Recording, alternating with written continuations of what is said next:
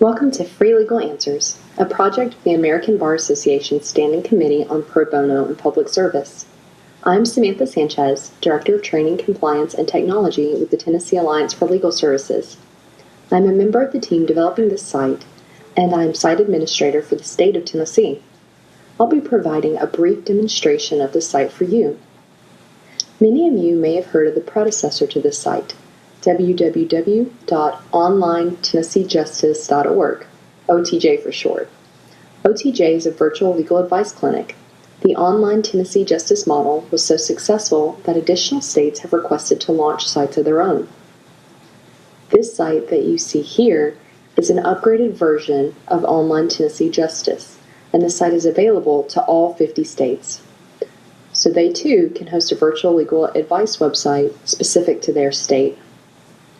I'll now complete a brief demonstration introducing you to the client and attorney portions of the site. Please be advised that there may be changes as the site developers continue site upgrades. Welcome to the national homepage. When a client finds themselves on this site, they are given the opportunity to select which state they live in. And once they choose their state, they will be directed to that state's site. When I selected Tennessee, an icon of my state and my state's name appeared at the top. Users can be sure they're in the correct state by noticing that either the name or the image tells them they're in the right place. You'll also notice at the top that volunteer attorneys can register for the site here, or they can go ahead and sign in if they have existing accounts. It's the same for users down in the middle. Clients who want to become users of the website can click Get Started, or if they've already had an account, they can click Sign In. Also on this page, we tell clients a little bit about how the site works. That way they'll know what to expect when they get started. So let's get started as if we were a first-time user of the website, or a client who wants to become a site user. To get started, click the big orange button, and it'll tell us a little bit about what happens now. You'll notice in number 2, it says if you already have a court date or other important legal deadline, we can't promise you will have an answer before that day. That's important because we want users to know if something's happening later in the day or maybe tomorrow, they might want to seek other resources. And soon, there'll be a client resource page that each state will populate with legal services and other legal resources in their own state. So when a user is ready, they will click Yes to say that they do want to ask a question. Now they're taken to the new client page.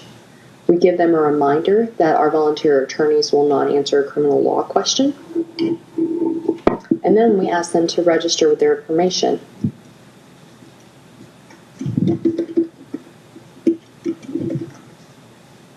Users provide us identifying information. That way, in the event that they accidentally cut off, we'll be able to log in and still see that they had started registering, and they'll be able to continue from there.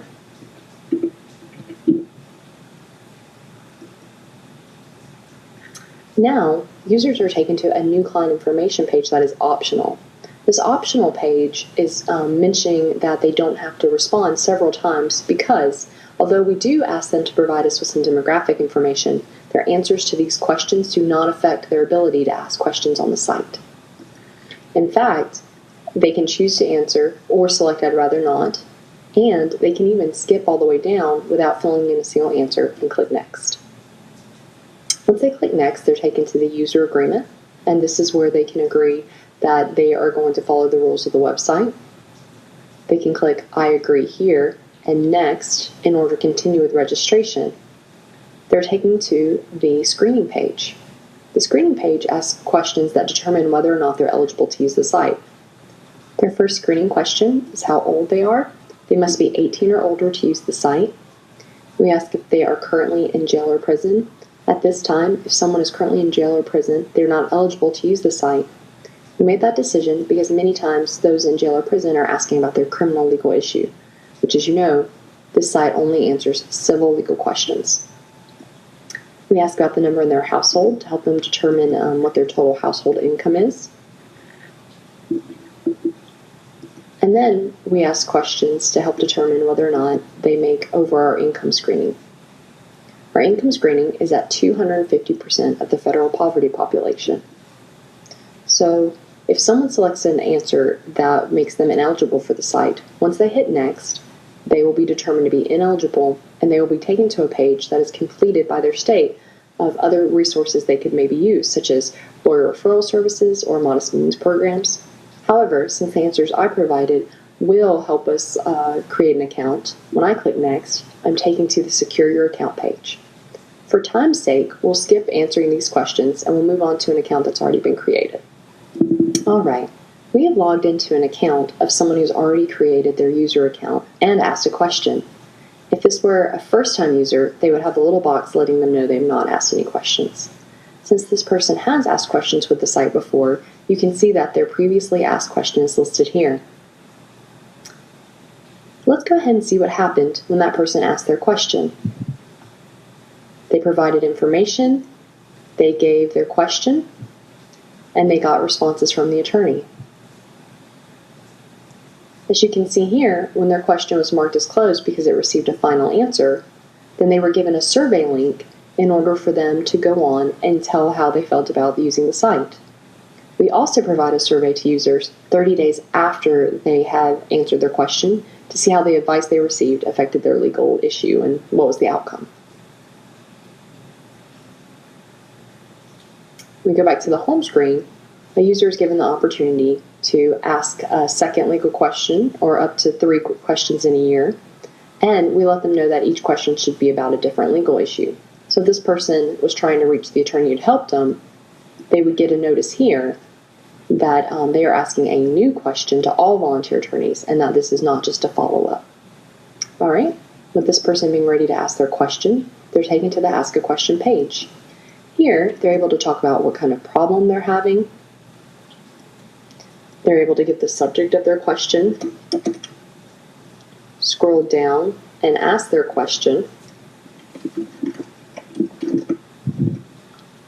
They're also given a place where they can enter any upcoming court dates or deadlines, and then tell us what's happening next. There's also a requirement for them to tell us who they're having a conflict with. So as you can see here, if they were getting a divorce, they might list their ex-spouse. We also provide users the opportunity to attach photos or files. That way, if they are asking a question that involves a contract, they could upload the contract and a lawyer could view that. Or if they were talking about car damage, they could upload photos of the damage. So a way to help the lawyer get as much information as possible. If they decide not to attach photos, they have the ability to go ahead and submit their question or save it as a draft, and perhaps maybe they go and find additional things to add or files to include. For today's demo, we'll hit Submit Your Question, and we'll be taken back to the home page where the user is notified that they have successfully submitted their question, and then we're also letting them know to check their email because they'll receive a notification when they receive a response to their question. All right, now that we've viewed what it looks like when a client asks a question, let's see from the other side what attorneys see when they read the questions. We've returned to the Tennessee homepage. Here, attorneys who want to volunteer with the website can click Volunteer Attorney Registration in order to sign up. They'll be given the opportunity to secure their account, help us protect their information, and then provide us details about who they are. An important thing to note is that when attorneys provide their bar number, that is provided to site administrators in order for the site administrators to confirm that those attorneys are licensed in the state that they want to volunteer with. That's very important because any volunteer with the site must be authorized to provide pro bono advice in the state that they practice. Now what we're going to do is move over to an attorney who has already signed up with the site in order to see what their questions look like. We're going to log in as an attorney who's already registered, and when they click Login, you'll notice they're given a reminder that they must be authorized to give pro bono in their state. If the attorney says no, their account will be disabled until they are again authorized to provide legal advice. But if they say yes, they'll be taken on into their personal queue. Also on this page is all the available question queue, which is all the questions that are posted to the website. We'll start with the available question queue. This is where the question that we just asked has been posted. You can see our subject line, who we listed as our opposing parties, And as the attorney, I can click Preview to see details about this question. If I decide that I want to see the question in full, and I click See Full Question, I am taken to the page where I can get all the details that the client provided when they registered. By clicking I want to answer this question, I'm taken to a page where I can either answer the question now, later, or maybe I made a mistake and want to return the question to the queue. So I'm going to click Answer Later. And when I do, you notice that that question is then put in my personal queue. We'll scroll down and look at the available question queue again to see the neat features about it.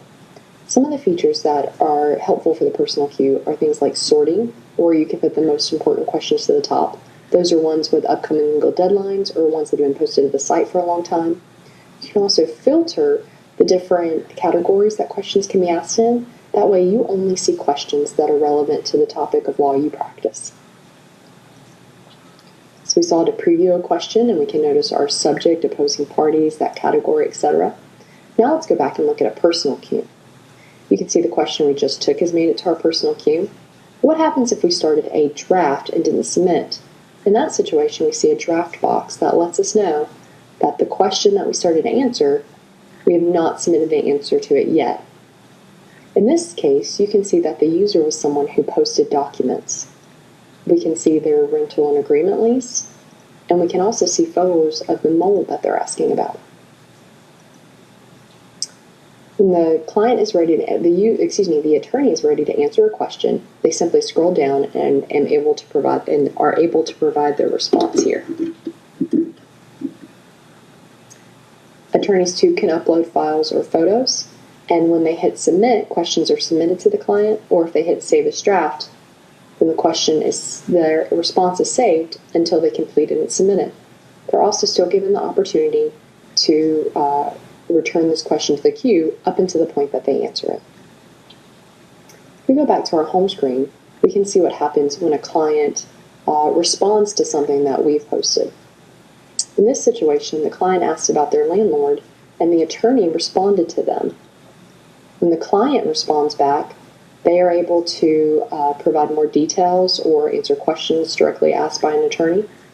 And in that case, the attorney can reply and provide a final response, or ask additional details, or leave the question open. Since this attorney is providing a final response, we'll hit submit, and then once the question has been submitted, we have the opportunity to close it because we've provided our final response.